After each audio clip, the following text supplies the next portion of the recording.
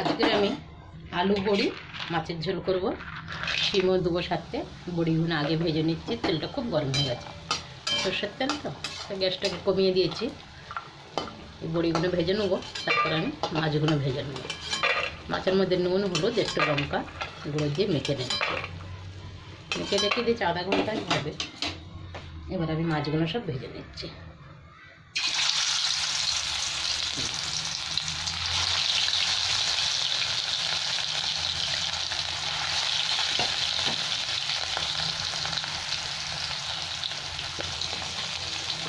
এখানে আমার মাছটা ভাজা হয়ে গেছে, উঠিয়ে নিচ্ছি আমি। আর কটা মাছ আছে, এটা ভেজে নিলাম। ভেজে নিলাম।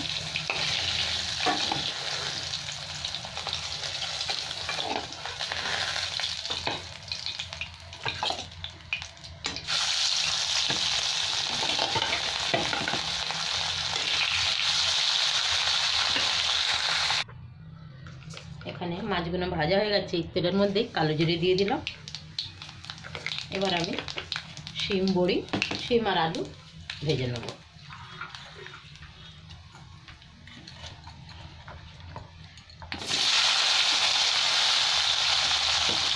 এখানে দুটো বেগুনও দিয়ে দিয়েছি সাথে। একটু সবজি ভালো লাগে মাছের সাথে, বেগুন দিই।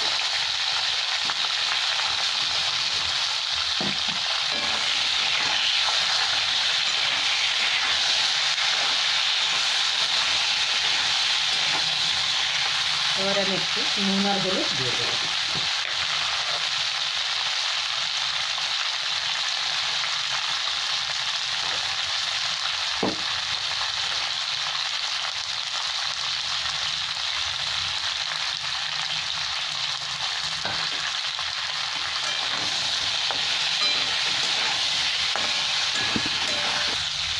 এবার আমি দেশি টমেটো দুটো দিয়ে দিলাম কেটে।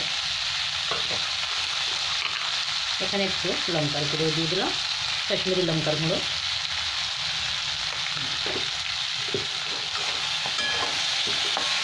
আর একটু আমার সবজিটা ভাজা ভাজা হবে, তারপরে আমি একটু গরম জল দিয়ে দেবো। একটু জিরে ধনের পাউডারও দেবো এর মধ্যে, দিয়ে দিলাম।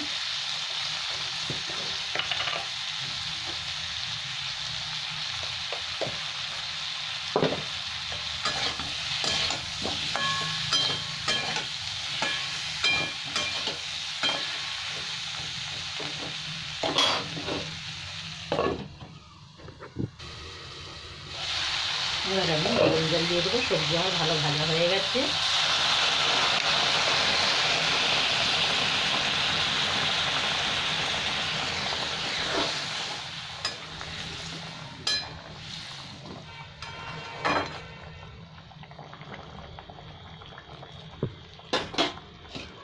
একটু সবজি সেদ্ধ হয়ে গেলে তারপরে মাছগুলো তুলে দেবো। ঝোলটা ভালো ফুটে গেছে, সবজিও সেদ্ধ হয়ে গেছে। এবার মাছগুলো তুলে দিলাম আমি।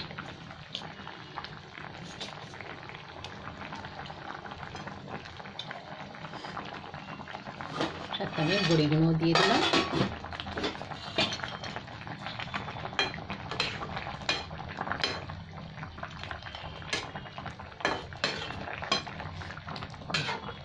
দুপুরে এরকম মাছের ঝোল ভাত, খুব ভালো হালকা ঝোল, বেশি মশলাও না।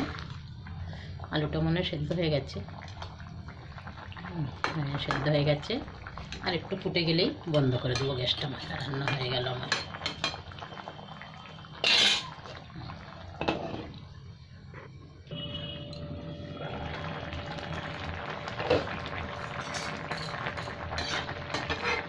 এবার আমি গ্যাসটা বন্ধ করে দিলাম। মাছের ঝোলটা আমার হয়ে গেছে, খুব সুন্দর হয়েছে, কালারটা বেশ খুব সুন্দর। গ্যাস বন্ধ করলাম।